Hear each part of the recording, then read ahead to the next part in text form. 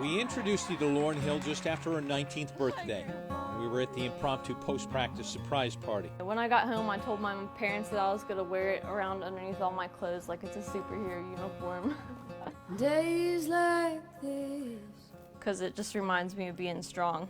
Like to stay as strong as I was back then. The back then was her as a Lawrenceburg High School Tiger. Basketball had become her passion, but only because her soccer coach cut her as a goalie in her senior year, after not allowing a goal in her junior year.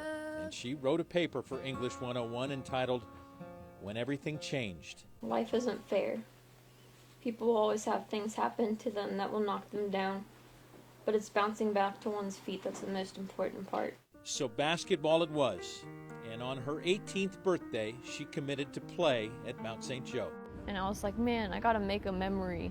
Like on my birthday, I gotta make a good memory that I can go back and remember. And I decided that that was the night I was gonna call the coach and confirm that I was coming to the Mount to play. The terminal diagnosis followed 49 days later. DIPG, diffused intrinsic pontine glioma. Number 22 was given 2 years maximum to live. When everything changed. In the brain, but not in the heart. Motto is never give up. Not that she ever did before, so I wouldn't imagine that it would change It now. hadn't changed much, but she's still never giving up. I never for a second thought about sitting down and like just not living life anymore. And live she did, with purpose. Her doctor said she could be the face of DIPG, a cancer that usually strikes children between 5 to 8. At first it didn't really make sense to her, but after one particularly passionate prayer session in January, it became clear that she needed to be the voice for the children who couldn't articulate the frustration and the futility that she was feeling. Because I was desperate and I would ask God that, I didn't want to be another local story that disappeared and I just became another statistic on a paper. And I prayed that God would keep me there, and if he kept me, I would do anything I could to be the voice for little kids. So Lauren began her journey, holding fundraisers and speaking out about the ravaging disease inside her head. But not many noticed until basketball season approached and a new MRI. I knew in the back of my mind that it had grown. What did she say? Just, there's nothing they really do say. Because I can't do anything. Given until December to live, Lauren was determined to play college basketball. At least one game. After Hiram College agreed to give up a home game and the NCAA granted an exemption, the game was moved to November 2nd. She's put her teammates first, she's put her family first. And just to give her that one last wish would be incredible from our program and our players. When we told Lauren's story, it became a goal not for Lauren or for her coach or her teammates. It became a goal for Cincinnati and then the nation to see Lauren play. The game moved to the Cintas Center, sold out to 10,000 fans in less than an hour. And on November 2nd, Lauryn Hill played college basketball. The screen comes, the ball goes down to Lauryn Hill, and the layup is good. A layup for Lauren. And number 22, we will remember that layup forever. One layup to open the game. The rebound, Dennis, back to Lauren.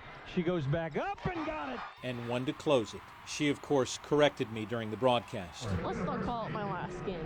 You want to go somewhere? This is my first collegiate game. She would play in 4 games before calling it a career, including a pair on the floor where she dreamed about squeaking those shoes. The Harrington Center of Mount St. Joe. 5 baskets in all. Her point total, a perfect 10. Lauren had a goal to raise awareness and cancer research funding. DIPG has taken away way too many lives, but now with your help, you can do Layup for Lauren's challenge. And that superhero that she wanted to feel like was born. Network interviews, international celebrity. Lauren was making good on everything she said she would. I'm just so happy that this is having this big of an impact. And I want to thank everyone for donating and helping research. The face for DIPG, the voice for the voiceless children, and the name behind the donations to fight the battle against pediatric cancer. I'm not fighting for myself. I'm fighting for others, and I'm fighting for the future. Because if we find a cure for DIPG, the home run cure, we can cure all cancers. On February 6th, in a private ceremony for family, teammates, and friends, Lauren was presented with an honorary doctorate of humane letters from Mount St. Joe's. A doctor of humanity at 19 seemed appropriate. You have accomplished much, even more than most of us here could imagine accomplishing in our own lives. She was a huge gift from God, and if he takes her back, then we'll have to deal with it. But why we had her for 19 years, she was ours. From the time I met her until the time she left us, Lauren Hill changed very little. The cancer changed her appearance, but it couldn't change her heart or her desire to serve others and make a real difference. She became my good friend, and I love her. When I leave, that's why I'm not scared.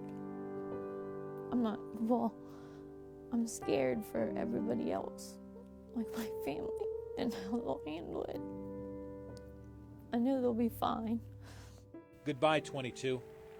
You were a hell of a player, and when you came along, that's when everything changed. Let's just absorb it in. Listen to him chant.